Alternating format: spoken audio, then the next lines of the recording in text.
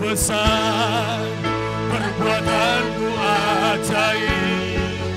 Tiada seperti Engkau, tiada sepertimu. Engkau besar, perbuatanmu ajaib.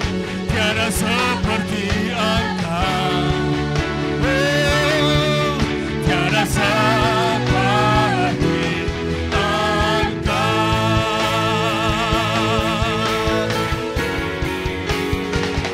Engkau besar, perbuatanmu ajaib. Tiada seperti Engkau, tiada sepertimu. Sebab Kau besar, perbuatanmu ajaib. Tiada seperti Engkau, tiada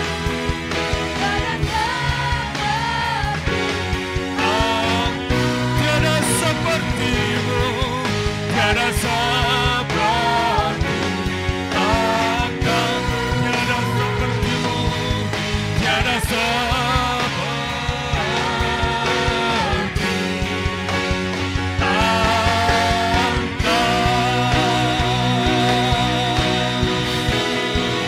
Haleluya.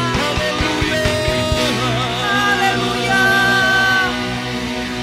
Haleluya. Tidak ada Allah yang seperti Engkau.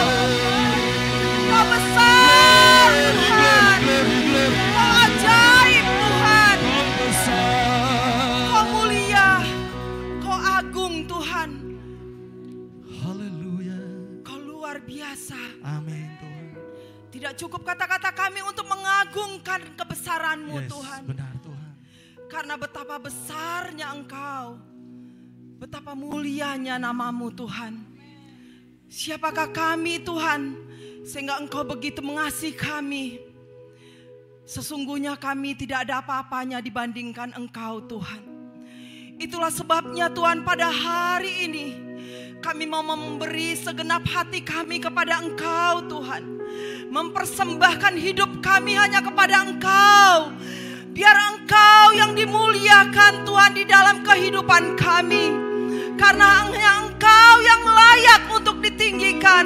Karena kebesaran-Mu, keagungan-Mu, kasih-Mu Tuhan mengatasi segala yang ada.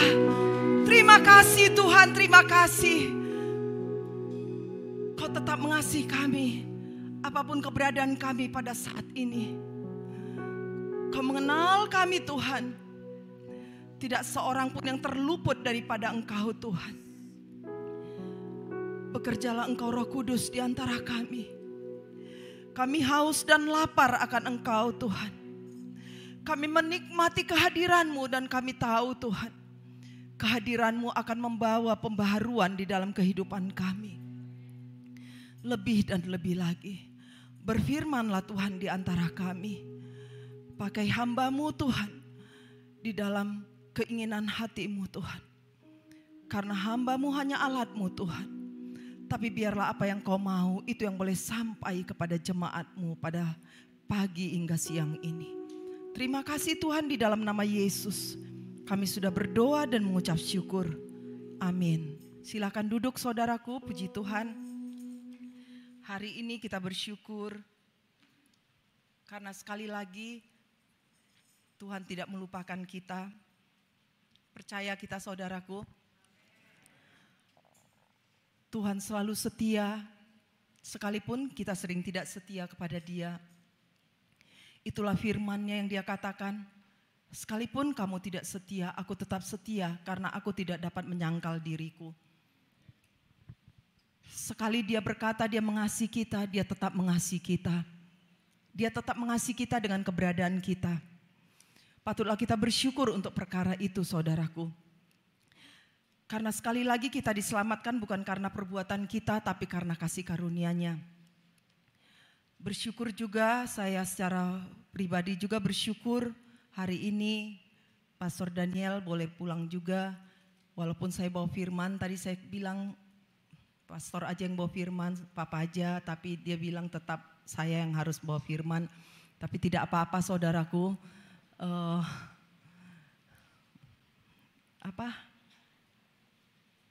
saya tidak grogi saudaraku karena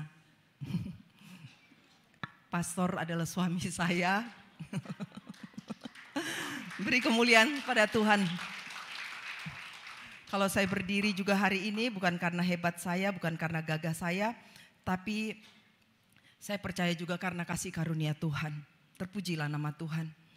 Saudaraku, saya mau membagikan satu yang menjadi begitu terngiang-ngiang di telinga saya.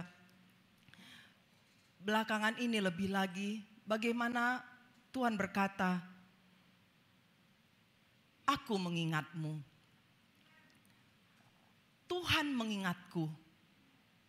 Tuhan mengingat kita. Tuhan benar-benar tidak melupakan kita. Dalam masa hidup kita seringkali mungkin kita pernah merasakan, kita rasa ditinggalkan Tuhan. Pernah saudara alami itu? Ketika mengalami beban berat, kita merasa Tuhan diam terhadap kita. Ketika kita mengalami pergumulan yang dalam, kita merasa Tuhan tidak melakukan apa-apa bagi kita.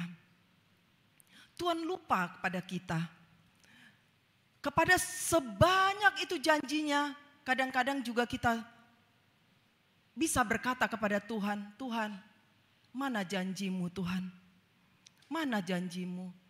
Sudah bertahun-tahun aku alamin, tapi seolah-olah janji itu tak kunjung datang.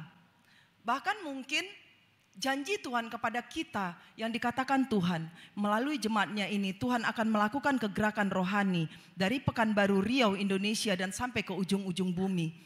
Dan Tuhan berkali-kali katakan kita khusus di hati Tuhan, jemaat ini khusus di hati Tuhan.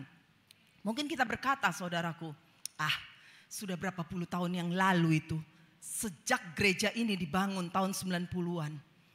Gedung ini ada, bahkan sebelum itu Tuhan sudah bilang seperti itu. Buktinya mana? Masih begini saja kok. Masih biasa-biasa. Kita punya blueprint gedung yang besar. Kita punya janji Tuhan yang luar biasa. Tapi mana? Saudara, saya mau katakan kepada kita di tengah-tengah kita pada hari ini. Karena kemurahan Tuhan, Dia mengingat kita. Amin. Dia masih mengingat kita. Amin. Dia masih peduli kepada kita. Amin, saudaraku. Dia masih setia dengan perjanjiannya.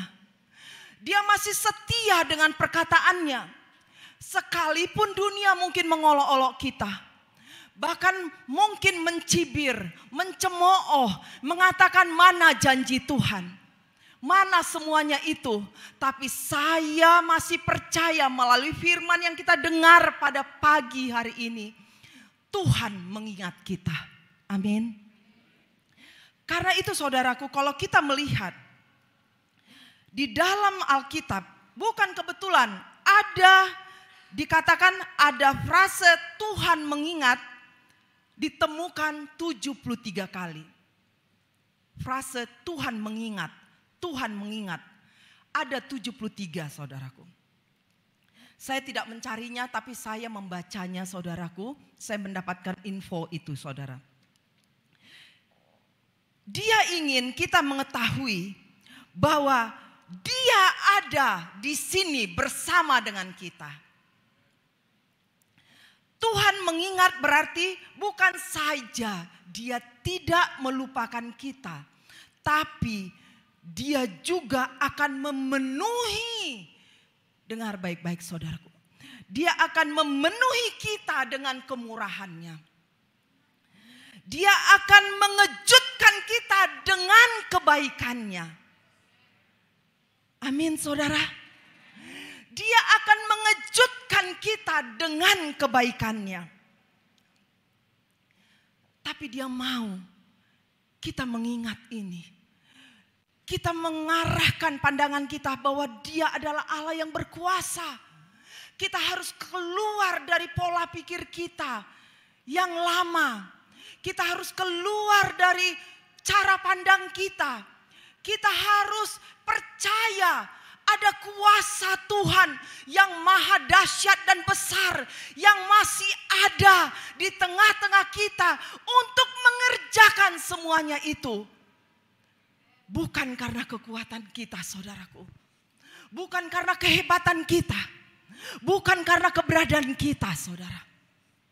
Tapi karena kuasanya yang diberikannya kepada kita melalui Roh-Nya yang kudus, yang sudah dicurahkannya kepada kita. Yang dengan demikian dia katakan, engkau khusus di hatiku. Jemaat ini khusus di hatiku. Orang-orang boleh berkata, tunjukkan kekhususanmu. Tapi saya mau katakan pada hari ini, Yesus sendiri yang akan menyatakan kekhususan kita, saudaraku, di tengah-tengah dunia ini. Bukan Pastor Daniel atau saya yang akan menunjukkan itu. Bukan orang hebat. Tapi Roh-Nya sendiri, saudaraku. Yang ada di dalam saya dan yang ada di dalam saudara. Amin. Saudara, keluar dari pola pikir kita. Keluar dari keadaan kita. Ada satu cerita. Seekor belalang. Ketika dia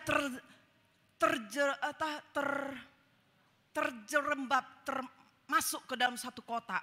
Bertahun-tahun dia hidup di situ. Bertahun-tahun dia hanya bisa mengambil makan yang bisa dia dapat. Tapi dia hanya ada di sekitar kotak itu. Satu kali ada kesempatan. Tiba-tiba dia bisa setelah berapa saat yang begitu cukup lama, saudaraku, dia keluar dari kota itu. Kemudian dia ketemu dengan belalang yang lain. Dia heran lihat belalang ini. Kok belalang itu bisa terbang tinggi? Bahkan bisa lebih tinggi jauh daripada dia. Dia berkata, kenapa kamu bisa terbang tinggi seperti itu? Kok aku tidak bisa? Aku hanya bisa loncat sedikit terus jatuh lagi. Loncat sedikit terus jatuh lagi. Apa yang terjadi, saudaraku? Dari kisah ini kita bisa melihat bahwa dia sudah lama sekali tidak keluar dari pola pikirnya itu. Dia hanya berputar-putar, hanya dia tahu dia hanya bisa meloncat sedemikian. Padahal sebenarnya dia punya kemampuan meloncat, apa bahkan terbang tinggi, saudaraku. Dia bilang kepada temannya ini, belalang ini, anggap aja bisa ngomong ya Bu Helen ya. Anggap aja bisa ngomong. Dia bilang, kenapa kamu bisa terbang? Aku tidak bisa. Apa yang terjadi? Cobalah latih diri kamu. Coba latih, ayo, mulai terbang. Lama-lama, saudaraku, karena dia menurut saudara, akhirnya dia mulai bisa lebih terbang lebih tinggi. Saudara, ketika kita tidak mau berubah dengan pola pikir kita, menganggap gini-gini saja.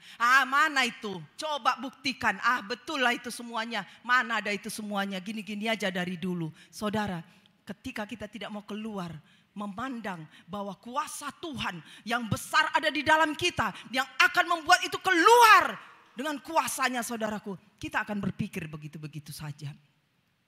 Seekor gajah, saudaraku. Gajah besar enggak? Besar. Kuat enggak? Ada satu gajah yang besar sekali, saudaraku. Begitu besar. Dia itu ada di tengah-tengah sirkus. Dibesarkan di sana. Kemudian seorang pelatih melihat, wah, gajah ini sudah cukup besar. Kekuatannya luar biasa. Kalau dia misalnya lari atau nginjak sesuatu itu bisa roboh. Terus satu orang datang kepada pelatih ini bilang gini, kenapa ya gajah ini tidak mau pergi? Dia tidak pernah lari, dia tidak pernah meninggalkan area dia itu. Dia hanya ada di situ-situ saja. Karena apa? Karena ada ikatan di kakinya. Ada tali yang mengikatkan. Lah, tali ini kan sangat tidak berarti sesungguhnya sama seekor gajah. Dia bukan dirantai dengan tali besi yang besar. Dia bukan diikatkan pada suatu ini yang besar. Dia hanya di tali rantai satu kakinya aja. Di tali tali kecil lah, saudaraku. Apa yang terjadi, saudaraku? Kenapa dia bisa begitu? Karena sesungguhnya pelatih ini bilang, karena dari kecil, dari dia tidak berdaya, dari dia tidak punya kekuatan apapun, dia sudah diikat kakinya dan dia tahu ketika dia akan pergi jauh, dia akan tersangkut. Dan dia mengalami itu bertahun-tahun dan sampai besar. Akhirnya ketika dia besar, dia tidak punya kekuatan apapun untuk dia tahu bahwa dia bisa berjalan lebih jauh. Atau dia bisa bergerak lebih bebas lagi.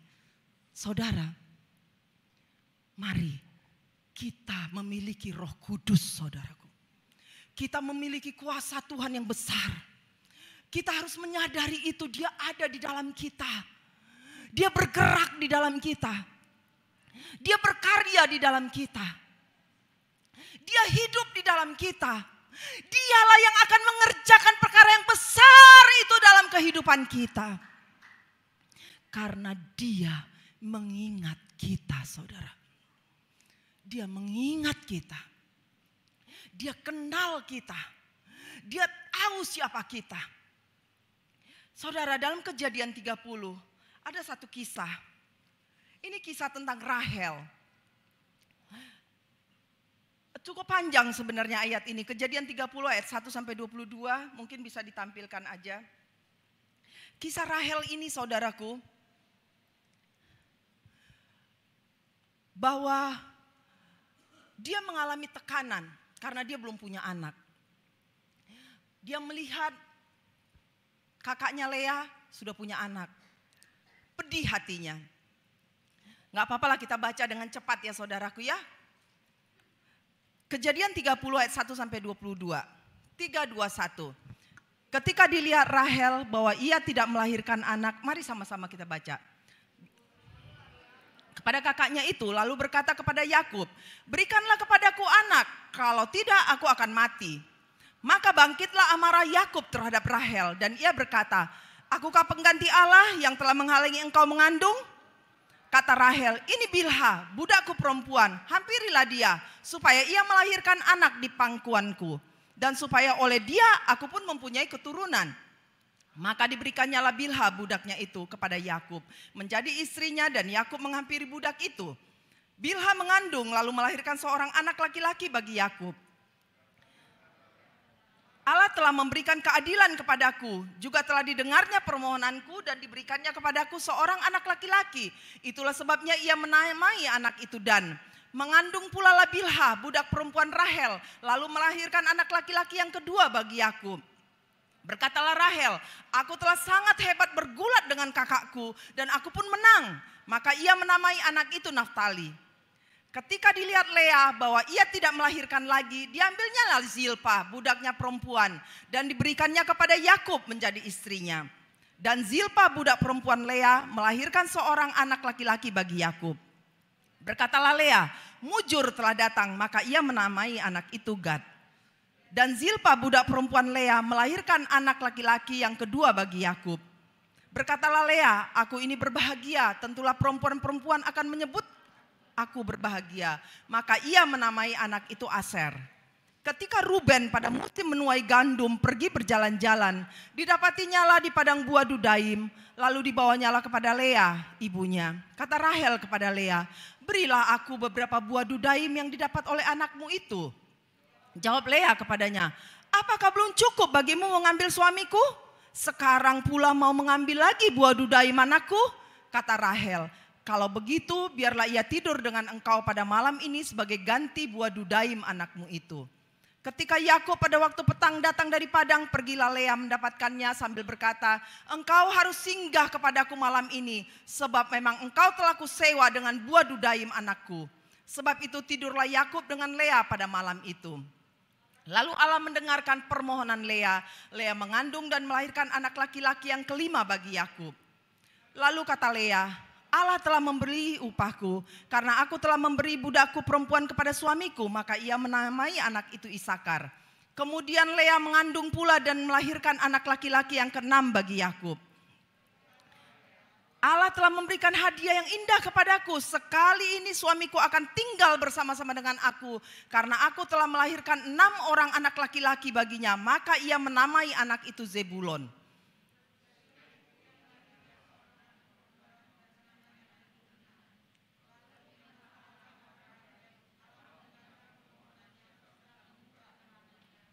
Ayat 30, ayat 22 lihat. Lalu ingatlah Allah akan Rahel.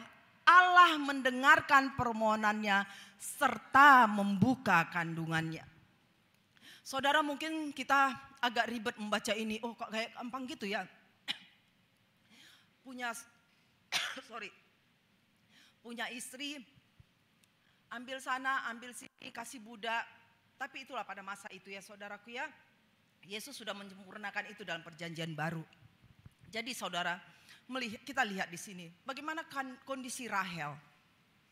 Keadaan tertekan saudara, dia juga pernah tertekan. Dia mengalami bagaimana dia tidak mempunyai anak. Hatinya sangat tertekan, pedih sekali saudara. Saudara setuju dengan saya, pasti Rahel juga mengatakan pada saat itu, Tuhan seolah-olah melupakan dia. Tuhan tidak mendengar doanya. Karena ada dikatakan di ayat pertama itu, dia katakan apa ayat pertama? Kejadian 30, makasih ya Bu ya, puji Tuhan. Ibu itu jauh sekali datang memperhatikan saya ya. Luar biasa, beri kemuliaan kepada Tuhan. Terima kasih Bu Neti ya. Ibu Neti ini teman SD saya saudaraku. Dia sobat saya dari mulai SD sampai sekarang ini. Puji Tuhan. Saya bertemu akhirnya sama dia setelah dia juga menikah. Saya sudah menikah saudaraku. Saya ajak dia ikut kebaktian waktu itu di sini. Puji Tuhan. Dia teman kecil saya. Teman ketek namanya kalau bahasa Minang. Puji Tuhan saudaraku ya. Ayat 1. Ketika dilihat Rahel bahwa ia tidak melahirkan anak bagi Yakub, cemburulah ia kepada kakaknya lalu berkata kepada Yakub, berikanlah kepadaku anak, kalau tidak aku akan mati. Kadang-kadang orang yang merasa kecewa itu ngomongnya juga ngelantur. Setuju saudara dengan saya? Emangnya Yakub yang bisa kasih ini? Kalau bisa manusia, karena kehendak manusia semua itu jadi ya sudah tidak ada masalah kan saudara. Tapi dia nih udah ngelantur. Karena apa? Dia sudah kecewa. Pasti kondisinya itu sudah berat saudaraku. Dia sudah sakit hati. Dia cemburu. Dia kesel. Dia mungkin merasa ditinggalkan Tuhan. Dia merasa Yakub ini sebenarnya sayang gak sih sama aku? Gak ada dia tuh sayang itu sama aku. Sampai dia nantang seperti itu saudara. Tapi lihat saudaraku. Kisah Rahel ini. Jika Tuhan mengingat kita saudaraku, tidak peduli seberapa lama pun semua itu sudah berlangsung. Tidak peduli betapapun mustahilnya itu tampaknya, Tuhan bisa mengubahnya. Amin. Sekalipun kondisi itu seolah-olah tidak ada harapan lagi. Mustahil, halu kelihatannya. Sudah tidak ada angan-angan. Semuanya tinggal angan-angan. Tapi kita bisa melihat saat ini bahwa di dalam Tuhan selalu ada mukjizat saudaraku. Di dalam Tuhan selalu ada hal-hal yang dia kerjakan. Tidak peduli dengan waktu, tidak peduli dengan keadaan. Kalau Roh Kudus yang sudah bergerak, semuanya itu pasti jadi. Amin. Apa sikap kita saudaraku? Kita tahu dalam menantikan janji Tuhan. Apa sikap kita saudara? Yang pertama, jangan lepaskan impianmu saudara. Mungkin juga kita sedang mengalami kekosongan seperti Rahel. Mungkin kita juga merasa, terlalu berat yang kurasakan. Tidak ada harapan. Keuanganku begini-begini saja. Kehidupan pernikahanku dingin. Aku belum punya anak. Aku belum punya teman hidup. Sudah berpuluh tahun aku menantikan teman hidup. Tapi tidak juga datang. Begitu banyak alasan bisa kita katakan. Dari dulu Aku belum punya rumah juga. Padahal Tuhan pernah janji Dia akan memberikan aku rumah. Tuhan pernah berjanji aku akan punya pekerjaan yang bagus. Tapi sampai sekarang susah sekali aku mendapatkan pekerjaan tetap. Begitu banyak alasan kita mengalami kekosongan dalam hati kita. Hilang pengharapan. Kondisi hati kita merana. Tapi Tuhan katakan jangan pernah lepaskan impianmu, saudara. Selagi kita percaya bahwa Roh Kudus ada di dalam kita, peganglah terus impian itu. Selagi kita masih percaya bahwa Roh Kudus berdaulat di tengah-tengah dunia ini, jangan pernah kita ragukan, saudara. Tetaplah pegang impianmu. Selagi Roh Kudus ada di dalam gereja ini, saudaraku, jangan lepaskan impian kita. Di mana Tuhan katakan kita akan menjadi berkat sampai ke ujung-ujung bumi. Selagi Roh Kudus ada di dalam kita dan di dalam gerejanya, saudaraku, jangan pernah lepaskan semua janji yang pernah Dia taruhkan di tengah-tengah kita. Karena dengan demikian, saudaraku, ketika kita mengingat, ketika Tuhan mengingat kita, dengan waktunya Tuhan yang sudah Dia taruhkan di dalam kita, Dia pasti akan mengerjakannya dengan sempurna. Amin.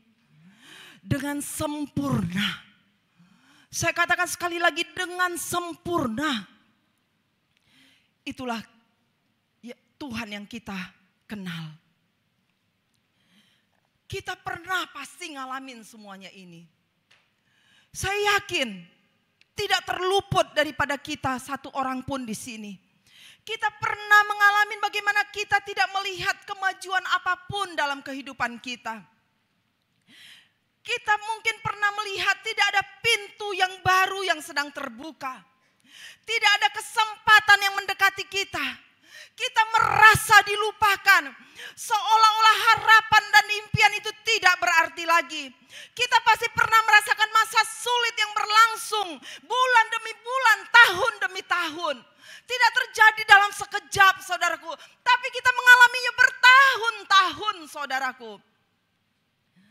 Tapi hari ini dalam Yesaya 49 ayat 15 sampai 16. Peganglah sekali lagi perkataan ini. Kita baca sama-sama, saudaraku. Pandanglah janji Tuhan yang luar biasa ini. Yesaya 49 ayat 15 dan 16. Dapatkah seorang perempuan melupakan bayinya sehingga ia tidak menyayangi anak dari kandungannya?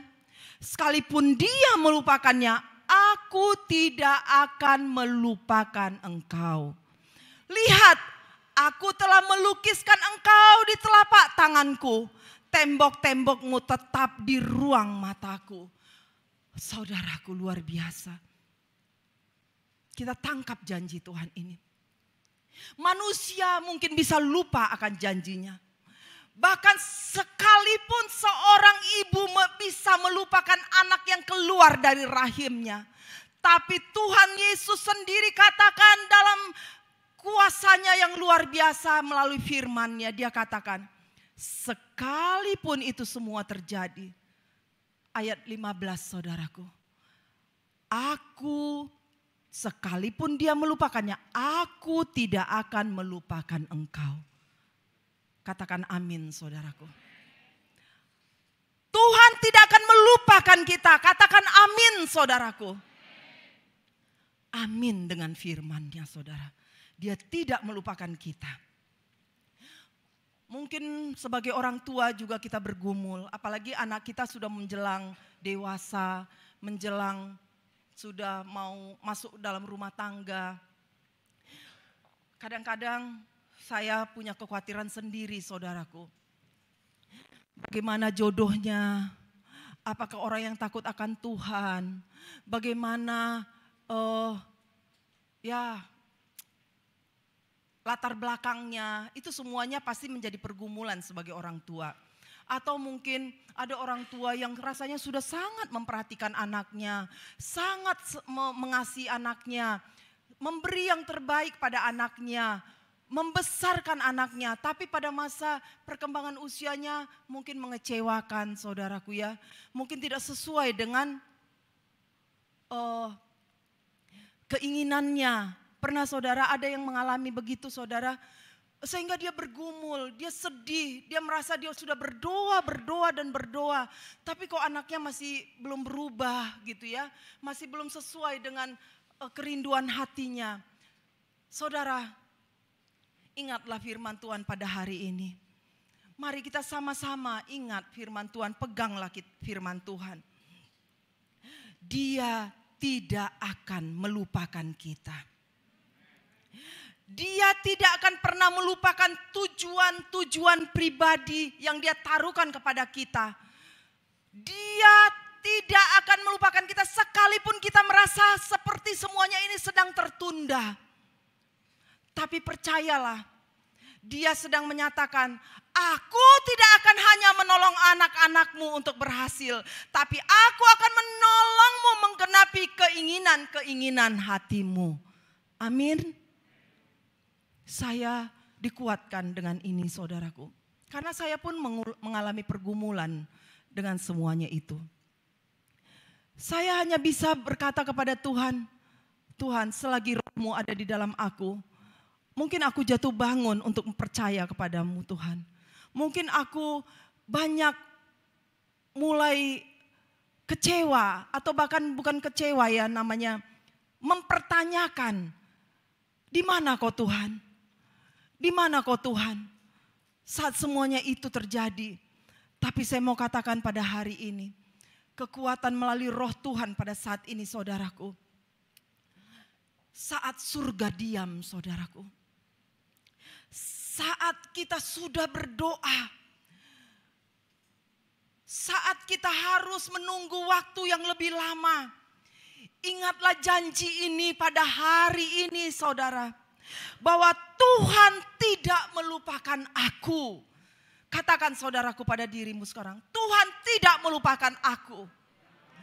Tuhan tidak melupakan aku. Tuhan tidak melupakan aku. Tuhan tidak melupakan kita saudaraku. Sikap kita yang kedua harus bagaimana saudaraku? Kita harus merubah pola pikir kita. Bahwa ini Tuhan mau membuat kita agar bersabar. Bersabar karena apa saudaraku? Karena hanya masalah waktu sebelum kita menuai panen atas beribu-ribu yang telah kita tabur saudaraku. Kita hanya menunggu panennya. Diperlukan kesabaran. Diperlukan kesabaran. Dengan pola pikir yang baru, ini hanya masalah waktu. Amin saudaraku. Kalau kita lihat kisah Yusuf di dalam Kejadian 41. Gak usah kita baca Alkitab, tapi saudara sudah tahu bagaimana dia dijual oleh saudara-saudaranya ke Mesir. Kemudian dia harus menjadi hamba di rumah Potifar. Kemudian dia difitnah, dia dimasukkan ke dalam penjara karena dia difitnah. Kemudian di dalam penjara ada dua orang juru minum dan juru roti, saudaraku, tukang roti. Yang kemudian sama-sama pada saat itu di penjara juga. Dan orang ini bermimpi saudaraku, juru roti dan juru minum dan juru roti ini saudaraku, tukang roti ini bermimpi, sama-sama bermimpi. Dan dia datang kepada Yusuf. Yusuf menerjemahkan arti mimpinya melalui kuasa Tuhan yang ada di dalam dia. Kemudian ada perkataannya sebenarnya kepada juru roti, juru minum itu. Ketika ternyata betul arti mimpi yang dimimpikannya bahwa dia dibebaskan akhirnya. Bahkan dia diangkat kembali menjadi juru minum kehormatan raja ya saudara ya. Sedangkan tukang roti itu memang digantung mati pada saat itu. Sesuai dengan arti mimpi itu. Waktu dia dibebaskan, Yusuf bilang apa sama juru minum itu? Ingatlah aku ya, ingat. Kalau kau sudah di luar nanti ingat aku. Tapi dia lupa nggak? Lupa, dia lupa saudaraku. Sampai satu kali saudaraku, Yusuf itu mungkin Yusuf udah bisa, kurasa sih udah nangis pasti dia ya. Udah bertahun-tahun ini saudara, bukan hanya hitungan hari. Dia bertahun-tahun ternyata juru minum itu tidak ada mengingat dia. Dia mungkin sudah berkata, Tuhan mana janjimu Tuhan? Ngeri banget Tuhan. Aku tidak melakukan kesalahan. Kau katakan aku akan memerintah. Bahkan kau tunjukkan satu penglihatan kepadaku. Kau berikan semuanya ini. Tapi Tuhan tega kali kau Tuhan. Hampir gila aku Tuhan. Mungkin dikatakannya juga begitu ya di dalam penjara itu ya. Sakit kali Tuhan. Mana Tuhan janjimu Tuhan? Mana yang kau katakan itu Tuhan? Bahwa kau akan mengangkat aku sedemikian. Aku difitnah, aku dalam penjara, bahkan aku merana. Aku tersiksa Tuhan. Dia tidak bisa berbuat apa-apa saudaraku. Tapi ada saatnya Tuhan mengingat dia. Amin. Di dalam ayat 41, coba kita baca. Coba kita baca Kejadian 41 ayat 9. Apa yang terjadi dengan cara bagaimana Tuhan akhirnya mengingat dia. Kejadian 41 ayat 9. Ayo, Kejadian 41 ayat 9. Kejadian 41 itu Yesaya. Semangat ya, semangat Devi, semangat. Udah, Kejadian 41 ayat 9. Lalu berkatalah kepala juru minuman kepada Firaun, hari ini aku merasa perlu menyebutkan kesalahanku yang dahulu. Waktu itu tuanku Firaun murka kepada pegawai-pegawainya dan menahan aku dalam rumah pegawai istana beserta dengan kepala juru roti. Kemudian dia menceritakanlah saudaraku ya. Tapi pada ayat 9 itu dikatakan dia merasa bersalah dia karena dia ingat kepada Yusuf. Ada seorang yang bisa menafsirkan mimpi yang sudah menyelamatkan dia, memberikan pengharapan kepada dia pada saat itu. Tapi dia lupa kepada Yusuf. Tapi ada saatnya melalui mimpi, Raja Firaun bermimpi dan dia kembali mengingat Yusuf. Ada seorang di dalam penjara yang bisa menafsirkan mimpi itu. Kemudian apa yang terjadi saudaraku? Dia dibawa keluar dari penjara. Kemudian dia berbicara dengan raja. Kemudian saudara tahu apa yang terjadi? Dia kemudian diangkat karena mimpi itu betul-betul terjadi dan dia bisa memberikan solusi akan semua mimpi raja. Apa yang terjadi? Dia diangkat menjadi orang yang memerintah di Mesir, saudaraku. Kapan itu terjadi, saudara? Ketika Tuhan mengingat kita kembali. Amin.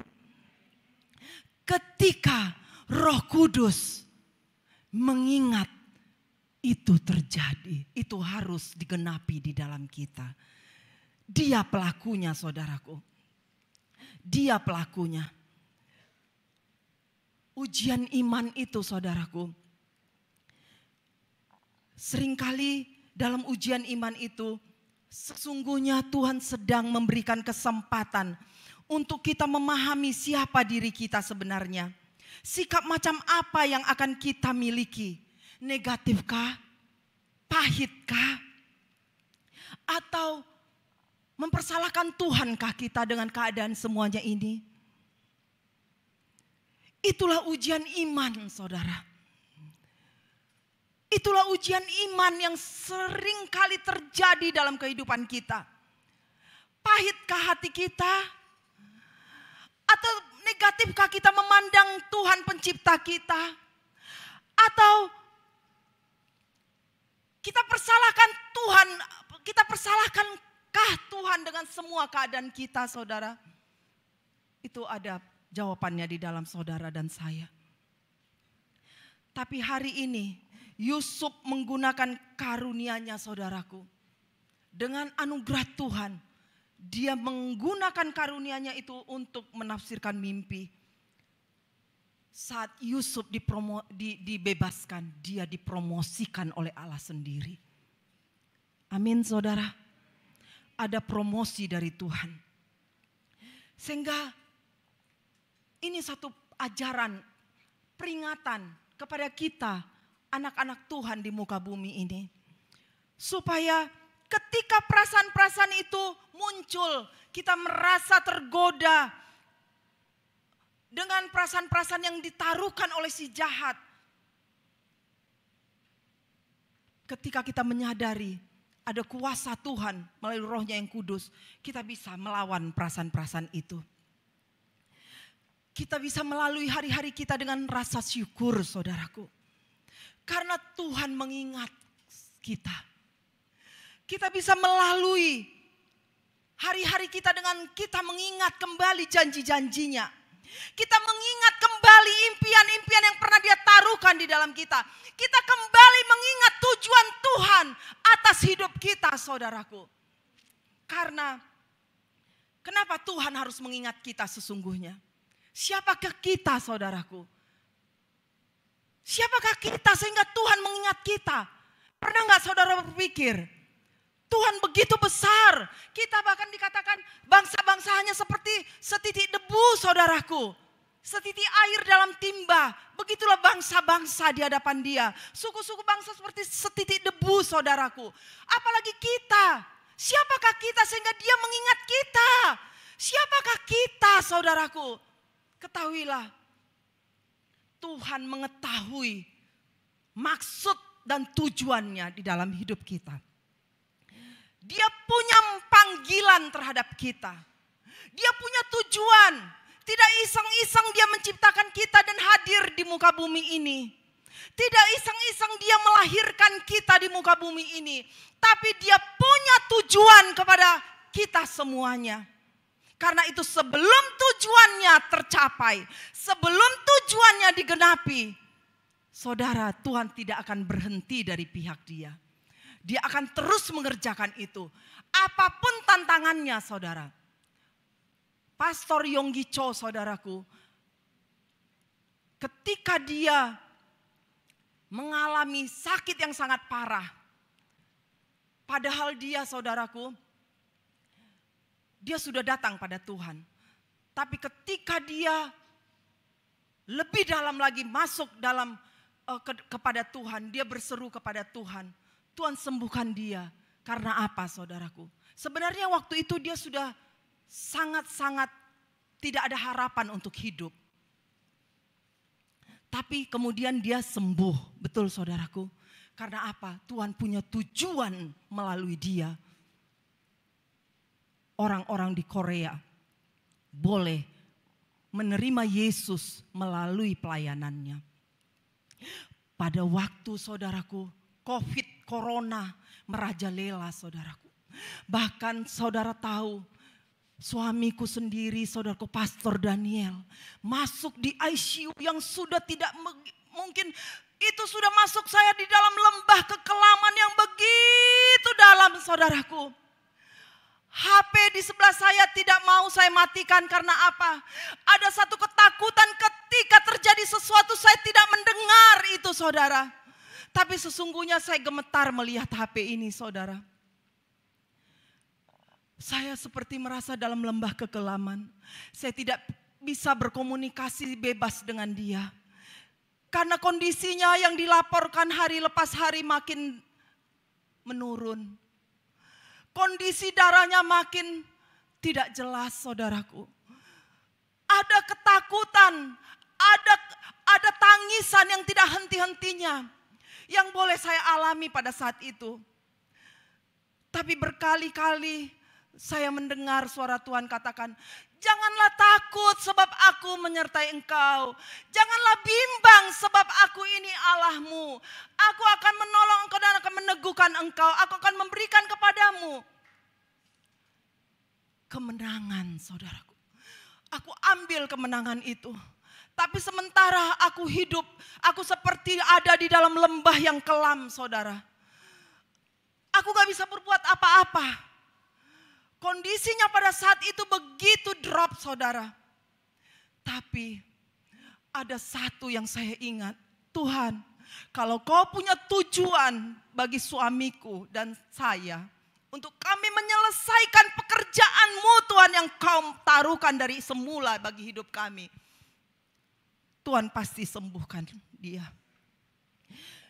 Ketika Pastor Daniel sembuh, saudaraku, Saya percaya sekali belum selesai tugas dia di tengah-tengah kita. Di kota ini, bahkan sampai di Riau, Indonesia, sampai ke ujung-ujung bumi. Kita akan bersama-sama melalui jemaatnya ini akan dipakai Tuhan melakukan kegerakan rohani, saudaraku.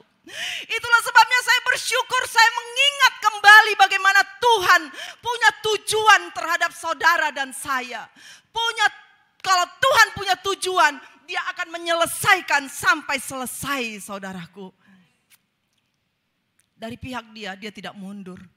Tapi apakah kita masih tetap percaya? Atau kita hanya menganggap semuanya itu hanya isapan jempol belaka, atau hanya sedap-sedapan nubuat yang pernah kita dengar dengan janji-janjinya, itu hanya sedap-sedapan di telinga saja. Itu kembali kepada saudara dan saya. Dari pihak Tuhan, Dia punya tujuan terhadap kita. Amin. Dia punya tujuan terhadap saya dan saudara. Siapapun kita, apapun latar belakang kita, apapun kondisi kita pada saat ini, saya mau katakan, Tuhan punya tujuan terhadap kita. Tuhan punya tujuan, karena itu Dia mengingat kita.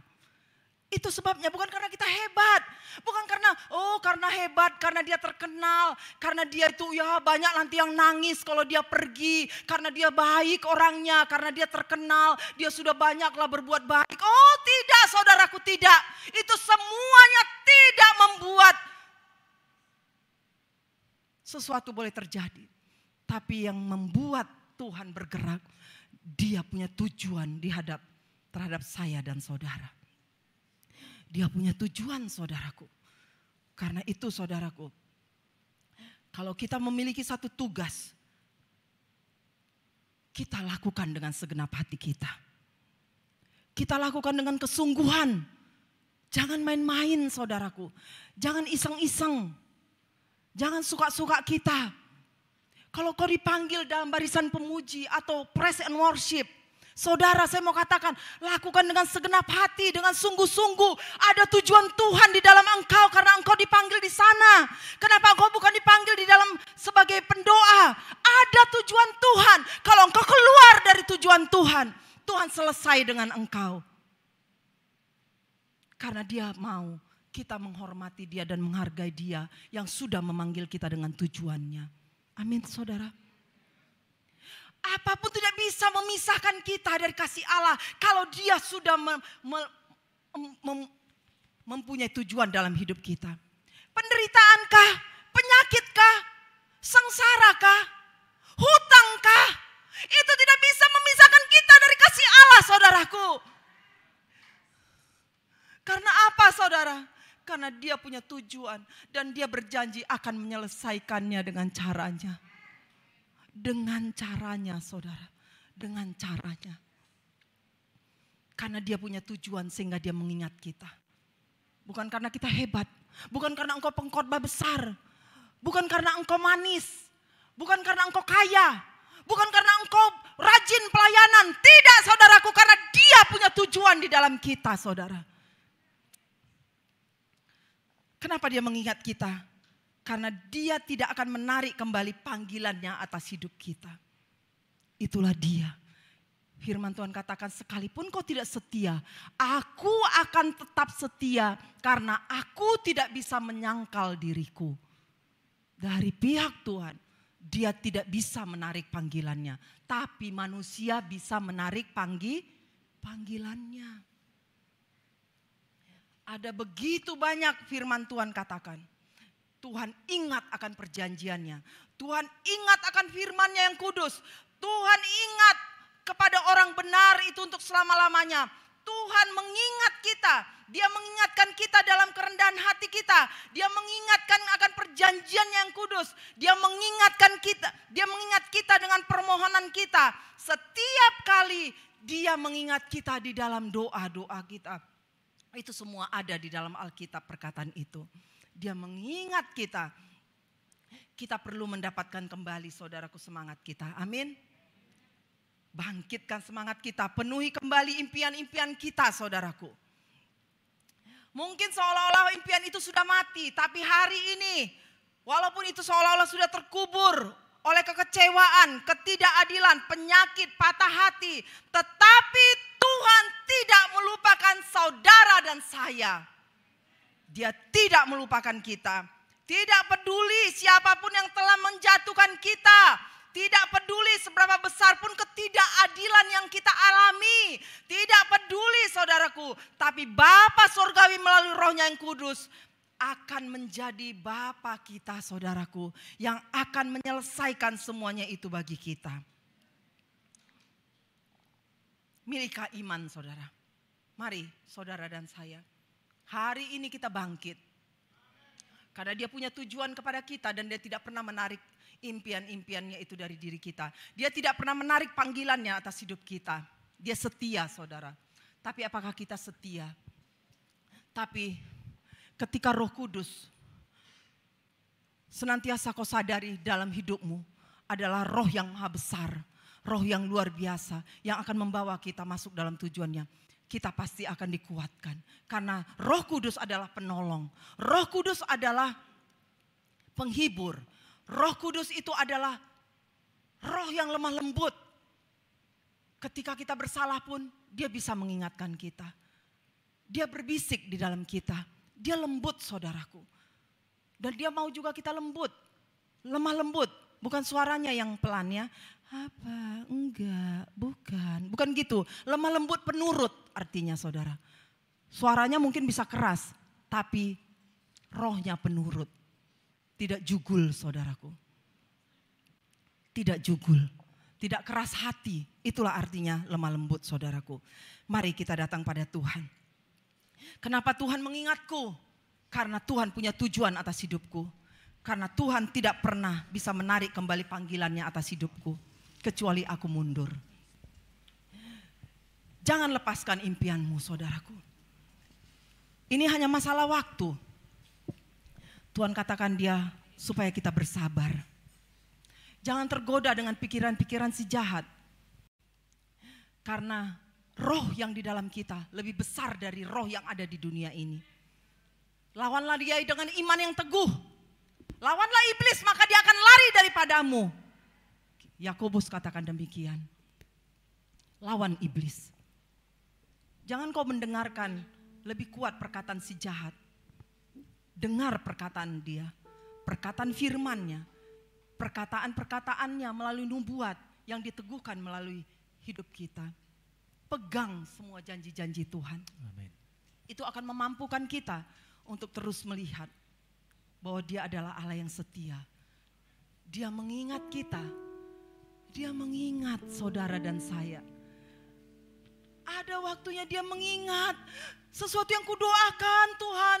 Mungkin sudah berpuluh tahun atau bertahun-tahun. Saat Tuhan mengingat hari itu terjadi. Perkara supranatural.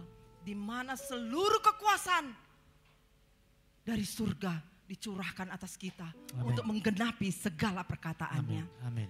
Mari kita datang pada Tuhan saudaraku. Tidak ada yang lebih indah selain menjadi anak Tuhan. Memiliki janji Tuhan. Tidak ada yang lebih indah. Kita ada di dalam jemaat yang dikatakan Tuhan khusus di hatinya. Tidak ada yang lebih indah lagi saudaraku. Dunia ini akan lenyap dengan segala keinginannya. Jabatan itu akan berlalu saudaraku. Uang itu akan tinggal semuanya.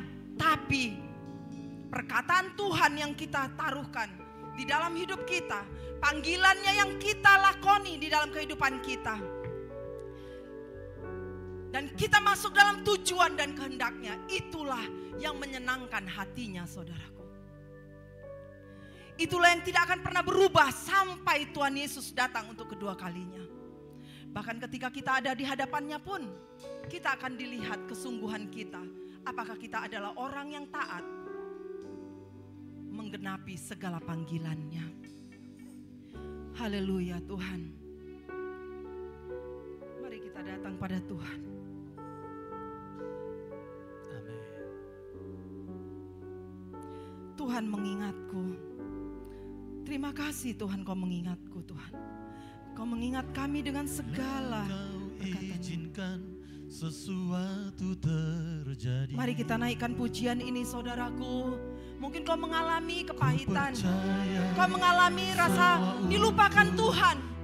Engkau merasa kau surga berdiam diri terhadapmu. Oh Tuhan, lihat kondisi kami Tuhan. Tuhan,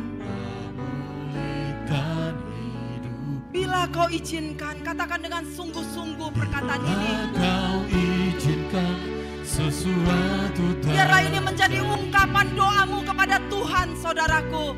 Sehingga engkau dikuatkan pada siang hari ini untuk tegak berdiri menanti-nantikan Dia, bahwa Dia Tuhan yang mendengar kita.